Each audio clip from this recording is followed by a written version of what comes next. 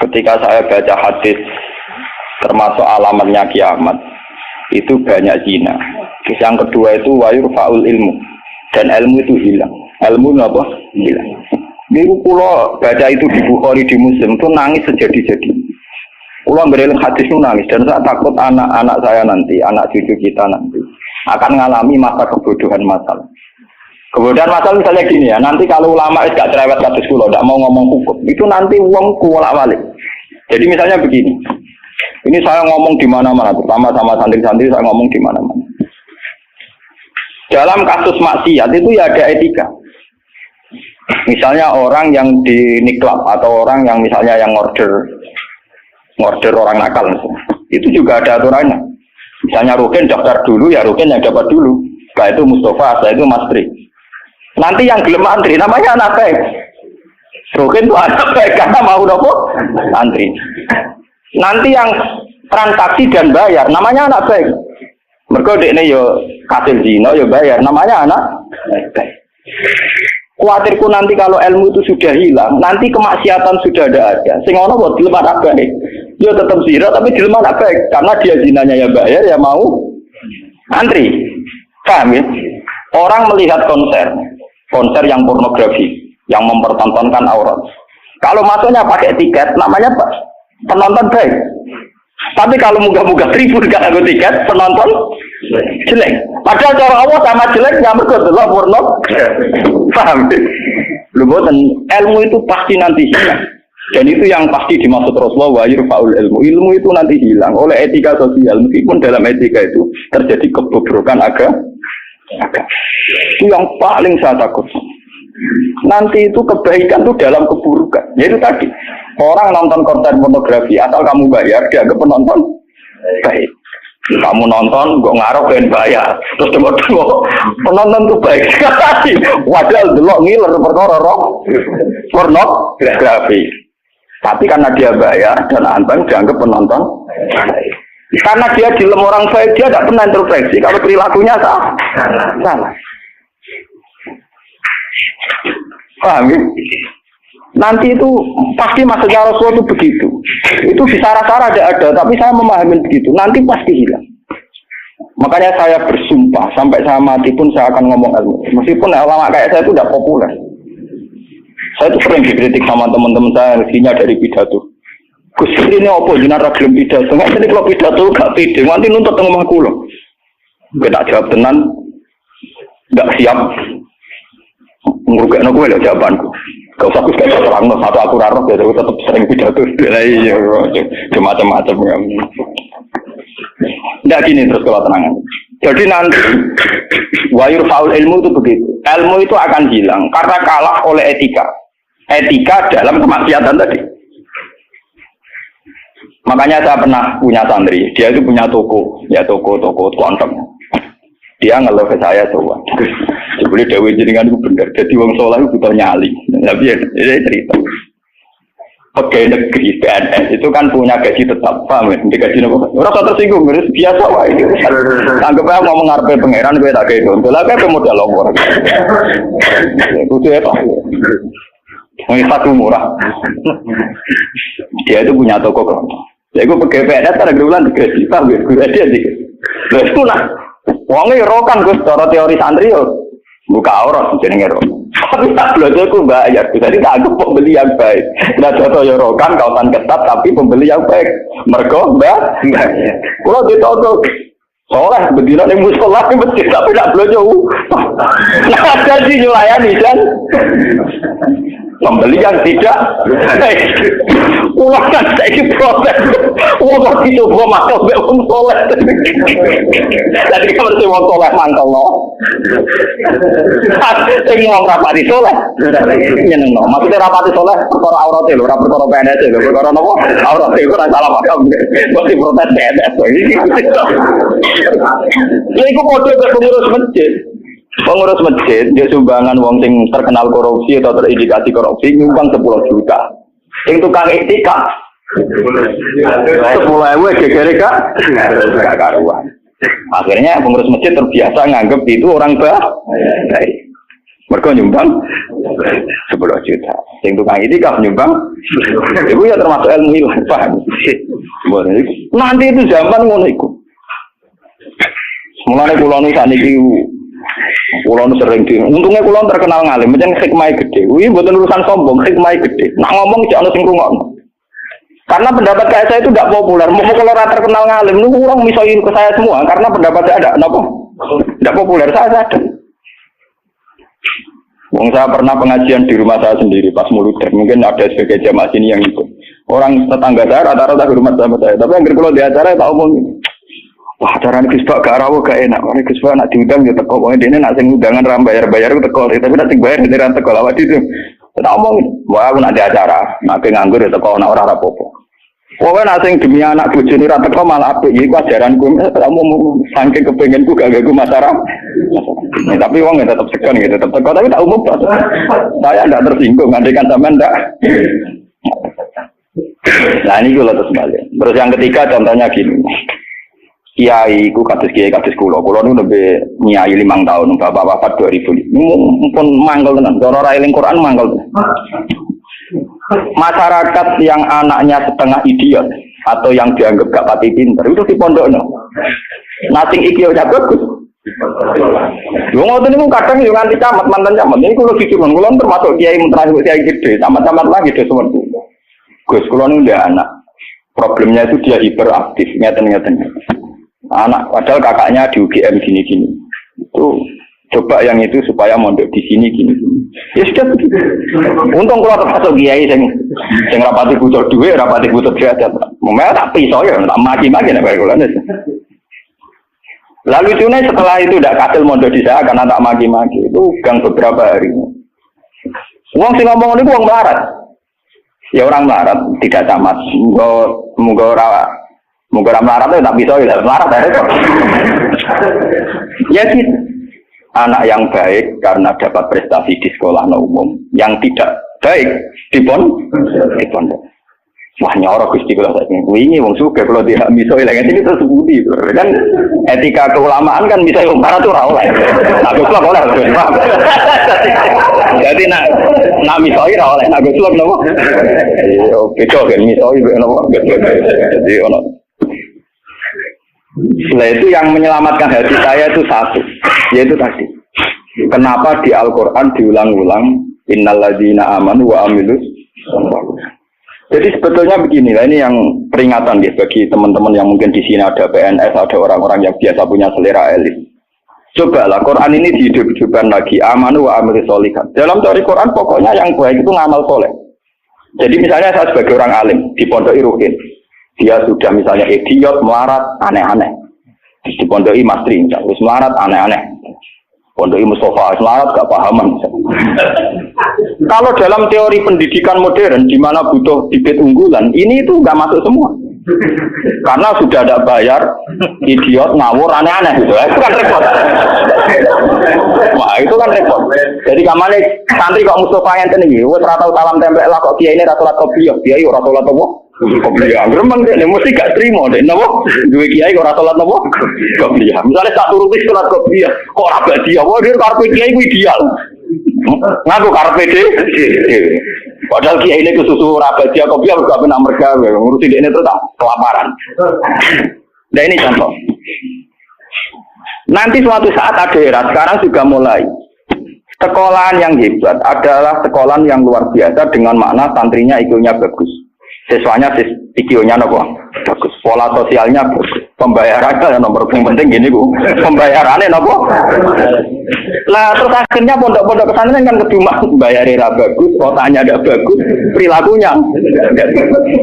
Lu mau aku ora disangoni pangeran. Wa amilu sholihat. Ngurmat ruhin wa amilu sholihat. Ngurmat Mustafa ya amilus, wes ora urip, wes ora dadi wong. Tapi karena saya punya semangat sarane Quran yang penting aku amilus, ya sudah. Allah menitipkan ngamal saya lewat ngurmat mastri, lewat ngurmat ruhin. Ya sudah selesai. Masalahnya terus nopo? Nah, kalau suwun sing ngaji kula, semangat kenapa Quran ngulang-ulang wa amila sholihan, diulang-ulang wa amil sholihat. Penting dalam hidup itu amilus. Gua pernah ini cerita nyata. Saya pernah lihat TV. sama ulama-ulama yang kayak saya, artinya tipikalnya ya kayak saya, orangnya alim terus ya ikhlas. Cocok-cocokan kan. Jadi kiai lah ya tahu grup modal yang alimnya tak kulo, ya alim tenan. Ya putrane ki gede. Waduh kiai ini kan buka kartu. Ini tenan mata bui kisahnya. Ini ngaji wong tua-tua. Dene aku kan wong enjoy Islam. Tahu tak kok. Gus. Mendingan nak delok SBC nopo menteri nopo sing teng TV-TV. Wong kok mulyane ngono. Buka lawange ra tau ndelok menteri. Terus pokoke mulyane kok ngono. Wis ngono diarani pahlawan. Misalnya ngurumusno ekonomi, ono pertumbuhan apa? Jadi harus tahu iri tak orang. Ini orang nongkrong Gus. Mau pulang tak kok jadi. Waktu lama ya itu kan. Lagu orang pulau yang alim kan gak wajib sungkan dong. Bodoh apa? Ngalim deh. Saya kalau takut. Loh, jenengan nggak widi takut. Salah jenengan nggak widi takut. Jenengan cerita awak jenengan ini kok tak jawab. Dia cerita. Kalau karena mangkal,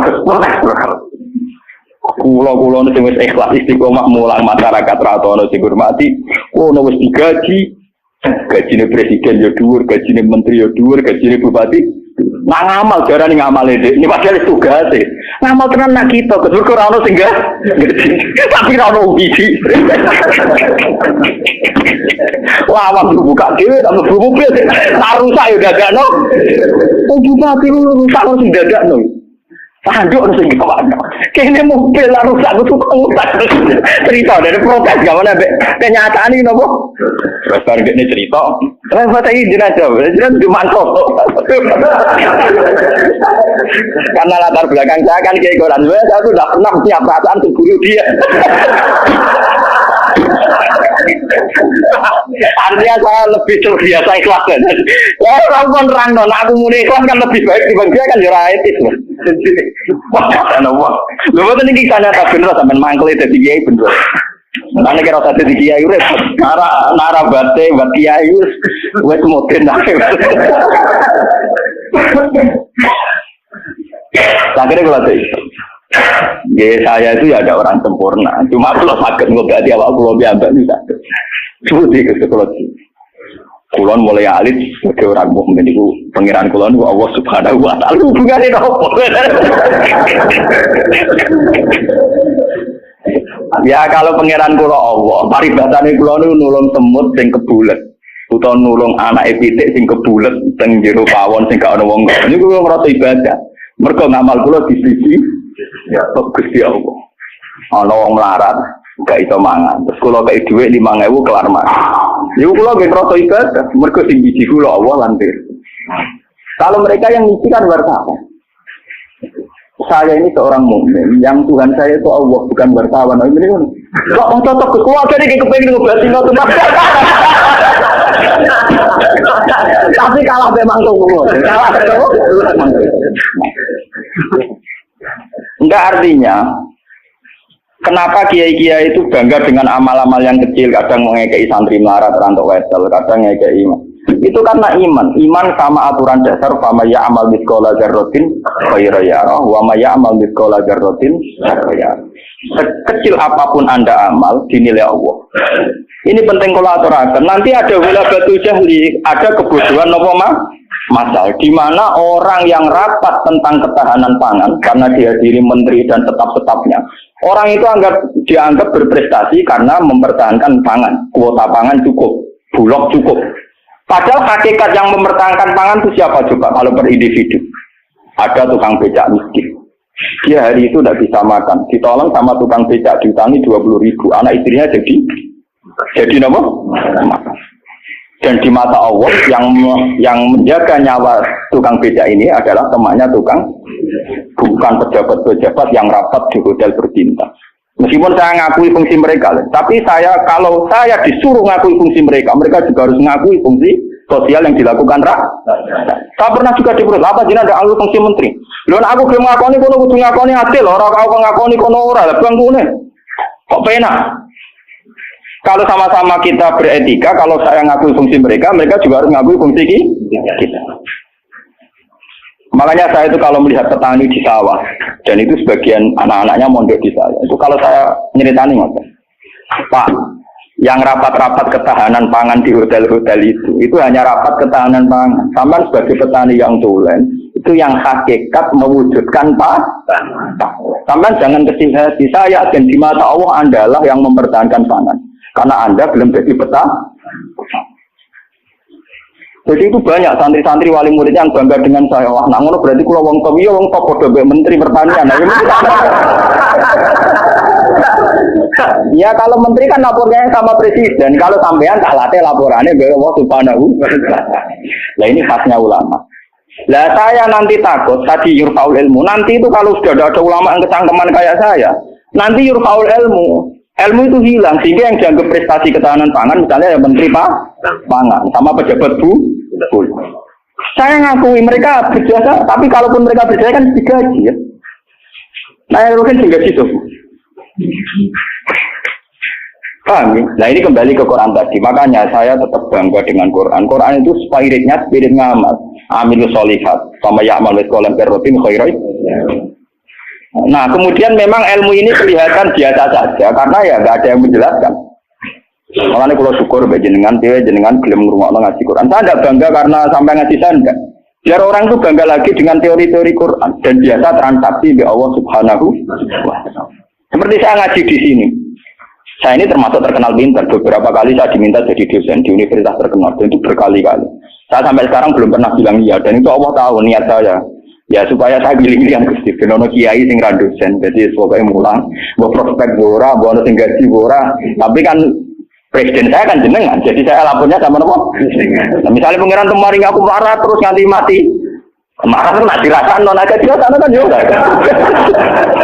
Jadi saya sampai sekarang itu mulai dulu saya mondok itu ya marah, tapi enggak tahu kalau rasanya marah. Nanti saya ini cara ukuran kiai selevel saya gimana? Karena yang alimnya alim saya yang lebih kaya banyak sekali. Sama nih ilmu ini kalau kasih akeh, tapi nak dunia ini wakil ini pirang-pirang. Ya kue dia pidato pang-pang, pokoknya dia pantangannya pidato ini kawasan gue, ini pantangan tenang gitu kan, tudang. Lupa gue di sana gue sebagai tak desa apa wah orang-orang situ. Ben kualat. Dusuk jadi wilayah wong alim napa? Dolim, ngomong tangga-tangga gue tak didik apik gelem ngaji sing biasa kok gue dididik nopo? Ngaji sing bermewah nopo? Oh, kan kualat nopo? Jadi ini penting kalau terangkan. Termasuk yurfaul ilmu itu deh. Nanti kalau per individu, termasuk mahasiswa, termasuk santri yang biasa lihat TV, kalau per individu hanya mengapresiasi pejabat-pejabat, misalnya ketahanan pangan, daripada mengapresiasi tonggone sing ngutangi dan itu menjaga nopo itu akan bahaya bagi kelangsungan iman, ya, karena orang tidak biasa transaksi dengan Allah Subhanahu wa taala. Padahal dalam kitab-kitab diterangkan betapa banyak orang jadi wali hanya berdasarnya keimanan wong siji wong loro tanpa rapat-rapat yang disorot media nopo. Sama tak cerita nih, saya pernah cerita di sini. Ono wong maju iki sugih ra karuan, wis sugih ro, dia anak wayu. Bareng dia anak ayu karena dia maju tidak beragama mikir. Dia bocah ayu ngene kok tak tokno rugen pintu tapi wong cilik tak rumah aku kok gede-gede dirasakno. Mikir. Walhasil dia mutusno dirabi dhewe, napa? Karena dia maju. Bareng malam pengantin, tiap apa ngeloni, niku ditotok dia. Tok. Cuma tuh udah nih, mau nobong ganggu bulan madu kan mantul, mau nopo? Kulo niku gak situ, balik mana? Coba uplek, sekarang apa? Lampu cilik loh, sender apa? Sender sama gongo kan ya? Iya deh, sender. Oh, sender orang bahasa Rembang loh. Apa lihat sender? Oh, kentir kalau kentir. Tapi mirip. Nah salah ucap repot. Ublek orang nyerempet kok keteringan kelapa atas kentir. Aduh kan rawani bakat tak sendiri. Pasti kena. Ublek netral. Agar diparani melaju itu sampai 3 kali. Sekarang 3 kali ngerti parani itu dia diparani kan tidak omah. Ternyata dia itu seorang janda sehingga anaknya itu kelaparan. Anaknya kelaparan, dia ditanya kenapa kamu ke rumah saya nak tak kerja kok melaju, terus dia cerita. Pak Majusi, saya ini punya anak kelaparan semua, ingin makan. Kalau saya ingat anak saya, mau memaksakan minta jenengan, karena jenengan yang punya makan. Tapi kalau saya ingat jenengan Majusi dan saya seorang mukminah, niat itu saya urungkan. Betapa saya tidak ingin menjual iman saya. Terus, entah ini kayaknya dari si Majusi tadi. Ini mangan gandum, pokoknya segala yang diperlukan janda itu dan anak-anaknya diambilkan terus diterok, dipikul dia seorang raja, diterok. Padahal dia niatnya lebih raga gudin. Buatan ini cerita iman, biar sampai biasa transaksi oleh Allah Subhanahu wa Ta'ala. Nanti nilainya nanti saya akan satu, biar sampai biasa transaksi oleh Allah Subhanahu wa Ta'ala. Terus dikasih. Nah cerita itu terbongkar, itu justru karena antar wali. Jadi ada seorang wali, dia ngipi di Ka'bah, dia zaman dulu itu masih mungkin orang tidur di seputar matok dan tawaf. Dia seorang wali, Abdal, dia tidur bersama Rasulullah. Fulan, wali Fulan, saya titip salam pada orang itu. Ternyata orang itu yang disifati Nabi itu orang Majusi yang di kampung terkenal paling arogan, mereka ngerapi anak ini. Ketika dia tahu bahwa Majusi yang dititipi salam Rasulullah itu begitu, dia mengurungkan niatnya. Mau Rasulullah salah alamat, salah kirim salam. Itu kan nggak mungkin. Masa Rasulullah salah kirim apa? Salam. Itu apa takon itu rapotnya elek kabeh. Ini mau Majusi sing saking kurang ajar yang rapi anak. Akhirnya dia memaksakan konfirmasi. Mau Majusi ini diparah. Ya Majusi, saya ini tanya tangga-tanggaan. Saya tidak ada yang cerita bahwa ada orang benar. Tapi aku ini gawa salame sama Rasul. Pasti kamu punya perilaku yang spesial, yang hebat. Terus Majusi langsung iman. Asyhadu an la ilaha illallah wa anna Muhammadar Rasulullah. Nabimu panjang nabi tenan. Perilaku saya tadi malam enggak seorang pun yang cerita. Wah, sudah iman. Ya langsung ngelone anak, ya langsung nopo. Padahal enggak disorot media massa dan itu perilaku personal. Begitu juga di kitab-kitab ada cerita seorang lonte, seorang WTX. Dia setelah melakukan aksi kelonteannya pulang. Ngerti asu dilat-dilat ning tanah, dia menafsirkan itu pasti kehausan. Kalau bolak-balik cerita tentang mereka dan itu ada di hadis sahih, karena lonte gak priayi. Malah gue santri ora iso, lonte kelebihannya kan gak napa? Ya, iku dene nganggo sepatu putih medun ning sumur. Terus dicopot. Setelah ngambil air dicopot sepatu bootnya karena tangannya dua digongrang-ngeranggang munggah. Ya mau bergerak priayi iso wae kan mergo napa? Gak priayi. Orang priayi kan gak kebayang. Orang priayi jarian dia oleh munggah-munggah. Lalu ini cerita tentang hadis sahih. Setelah diminumkan anjing itu, Allah syukur sekali karena ada makhluknya yang diselamatkan di lonte itu dan diparingi tobat jadi orang. Lu apa susahnya sih kayak jenengan saya, Mas Ruben semua. Coba kita ini kan sering menyelamatkan nyawa. Paling tidak anak kita kelaparan kita berikan susu, istri kita kelaparan kita berikan nasi. Kita ini berkali-kali menyelamatkan nyawa. Tapi kita tidak pernah bangga karena kita nunggu bangga kalau kayak menteri, kayak presiden. Lalu iman kamu di mana? Lalu posisinya Allah yang nilai kamu? Kita ini mukmin yang geblek, paham? Mukmin yang bodoh. Malah nih TV juga sering kan. Bener cocokan kalau bagi ini cocokan antara mengalir pak. Lu buat nanti yang namun kalau bagi mau cara tak cerita ya mangkel tapi kan ada sebut ini tapi dia ini tetap ngakau nih. Masih man kesingan ngalim macam nanti nih jenengan apa? Obat ini subuh nanti gua apa? Masih dia baru sadar.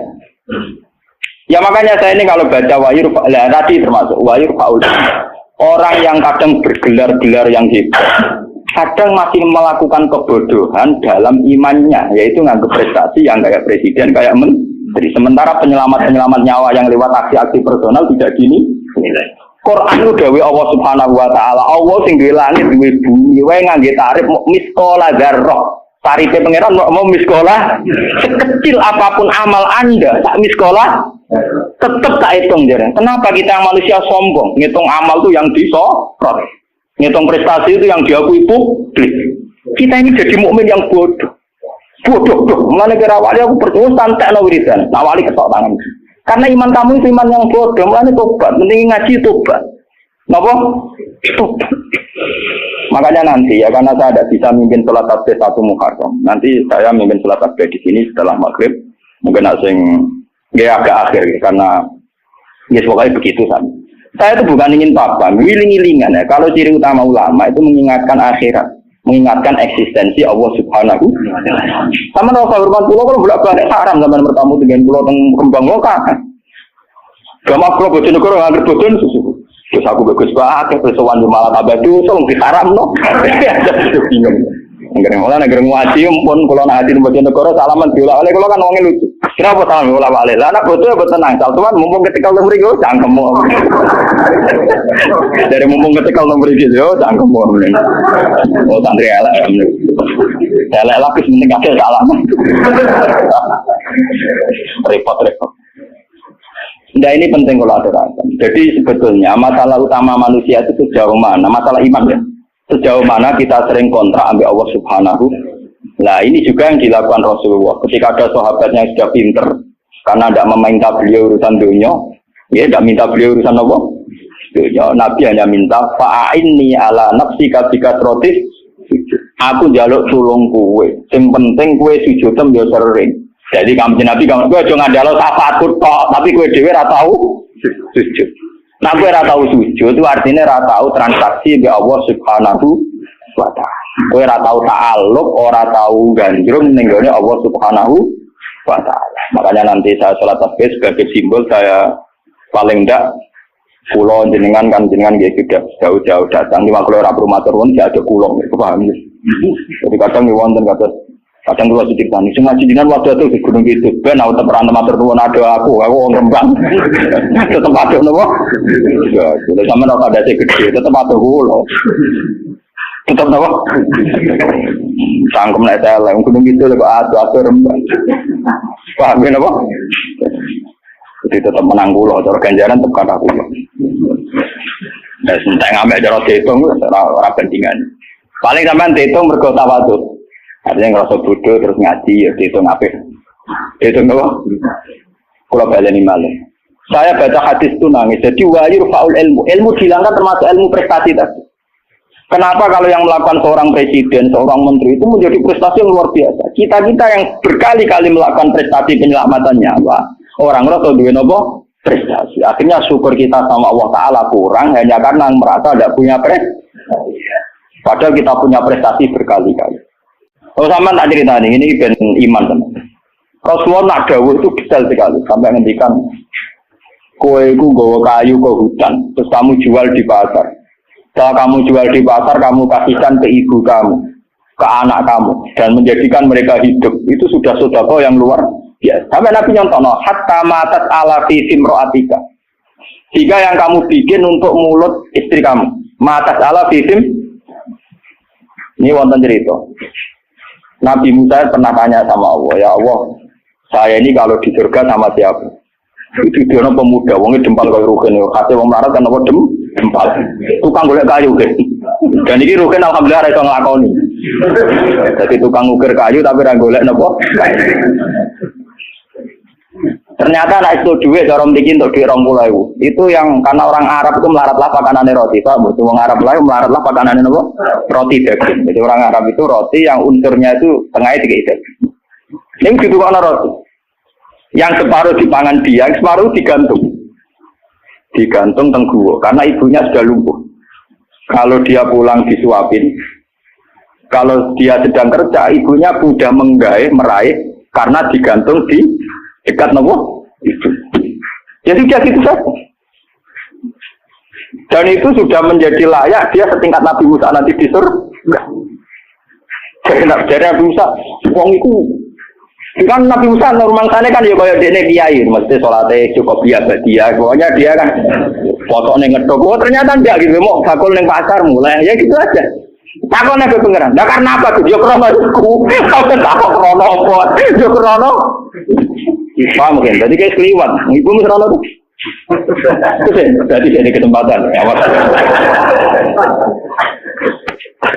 Makanya saya ini sering cerita ke kiai. Jangan kira saya boyong tuh karena pondok saya enggak. Saya boyong tuh enggak karena pondok saya. Orang no hadis ya, wong boyong demi pondok orang no hadis. Karena demi ibu saya. Karena ibu saya masih hidup dan beliau masih membutuhkan saya.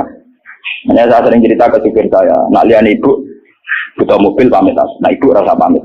Saya sering bilang itu sama Bapak Kangkang kalau ibu mau dari kemana ada usah pamit saya. Saya kalau selain ibu kan, ya sekarang harus jadi apa? Itu kita ini harus bangga dengan prestasi-prestasi yang dicontohkan Rasulullah Shallallahu Alaihi Wasallam. Tapi kita ini sebagai mukmin bodoh, kita kan belok TV tadi. Kita ininya kan jadi tokoh hebat yang disorot media massa. Sehingga misalnya coba masalah aid. Orang yang menemukan obat aid nanti diapresiasi secara internasional. Mereka menemukan obat aid. Padahal asal-usulnya penyakit aid karena seks bebas. Padahal rumusnya Kiai itu lebih dari itu. Supaya rakyat gampang tuh rasa seks. Tapi orang yang apresiasi. Orang-orang apa? Oh maksudnya ngomong ya zina ya selamat. Kita ini nasibnya sih nak nuruti pengakuan publik, nasib kita sih iya. Lalu ciri utama orang mukmin itu anta budawaha ka annaka tarahu fa illam takun tarahu fa innahu yaraka. Ihsan kita, kebaikan kita kontrakkan dengan Allah Subhanahu wa taala. Jika setiap saat kita ngamal seakan-akan melihat Allah atau setidaknya yakin dilihat Allah. Intinya biasa transaksi atas nama Allah Subhanahu wa taala. Makanya saya ngajar di mana-mana itu asik. Jangan kira asik saya itu karena di depan sampean. Mangkel no, cara ilang sampean itu mangkel. Semati kadang ngantuk turu, kadang ra paham, kadang pelengahan nuruti ngono gelo. Cara kula nganggo taklim muta'alim gak bubar to sampean. Sampean nganggo dalil ra sopan ya, Pak. Tapi saya itu enggak nganggo dalil taklim muta'alim. Kula langsung nganggo Allah Taala kesuwen. Repot. Cepet gelo. Cara etika taklim muta'alim gak mlebu kabeh sampean. Nek ana gurune teko kudu muat bar kabeh. Nek duwi lho ora oleh melengak, terus wae tutup. Cara sampean ngaku kok istilah talim nopo tutup. Mene penting kula aturaken. Terus kula suwun sampean harus secerdas sahabat ini. Kalau sampean sudah tahu saya ini misalnya ulama akhirat, ya hubungan saya dengan jenengan harus urusan nopo akhirat. Kadang masyarakat tuan yang kadang ngawur banget. Kula nu gak ada bapak, gak ada guru. Memang sebagian saudara saya sekolah umum, karena yang tidak diplot jadi ulama. Tapi yang diplot jadi ulama itu guru-guru saya ini tanyakan Lukman kalau nggak percaya. SD saja enggak. SMP apalagi SMP. Kiai-kiai ini sudah tirakat sebagian anak yang calon pewaris kealiman itu bahkan tidak merasakan sekolah nopo. Tapi masyarakat enak saja, wis ngerti kiai ini ngono, anaknya apa tipen maru atau apa ujian di udungannya. Kiai. Saya itu pernah punya kakak wakil bupati. Wakil bupati jadi bukan calon. Saya belum pernah main ke rumahnya. Tanyakan di Lukman. Saya itu hanya sekali main karena beliau pas mau haji. Dan itu di keluarga saya dihormati. Memang saya plotnya ulama, ya etikanya gitu. Padahal kakak saya itu sering ke sini, ke Tonggo dulu ketika saya masih kos di sini. Ya karena aturan dasarnya gitu. Yang tidak ulama, harus ulama itu dipegang. Padahal itu kakak saya. Dan itu ya nggak saling menyinggung, ya biasa saja. Saya tenang saja, itu ya tenang saja.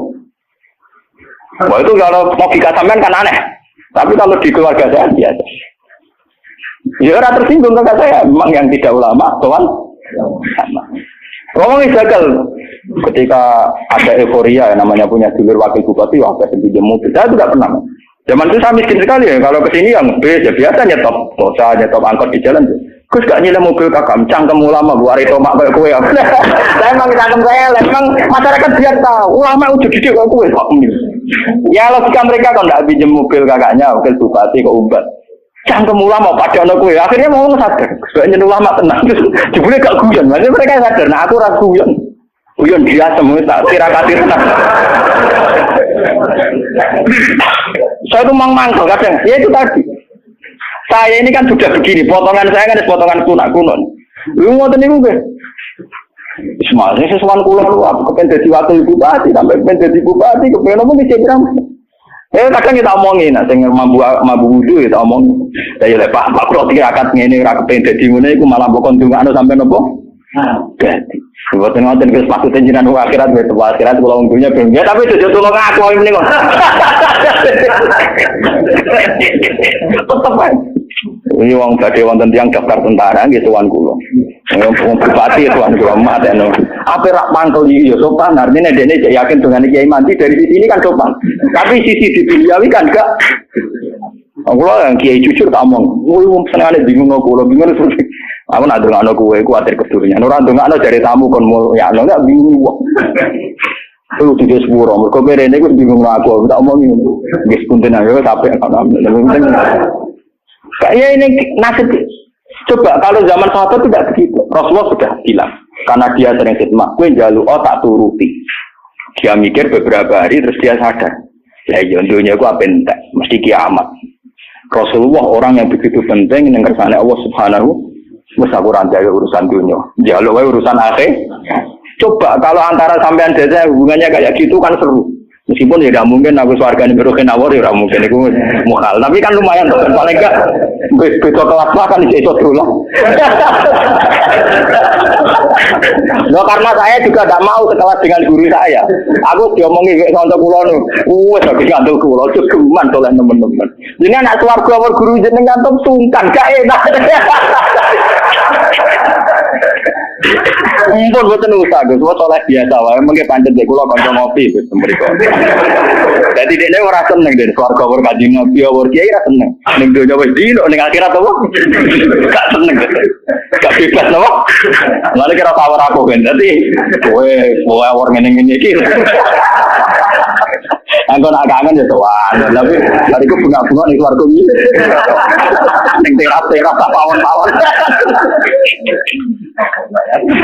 Jadi tangan-tangan kadang yang cerdas. Jadi mus aku cukuman oleh teman-teman. Mari keluarganya berporo nabi, poro wali. Itu gak enak dari mereka nopo. Tangan-tangan yang masuk akal. Iya. Kasaran teman-teman juga enak. Oleh teman-teman juga berat nopo. Mudah-mudahan apa yang telah disampaikan tadi bisa menambah keimanan kita dan ketakwaan kita kepada Allah Subhanahu wa taala. Assalamualaikum warahmatullahi wabarakatuh.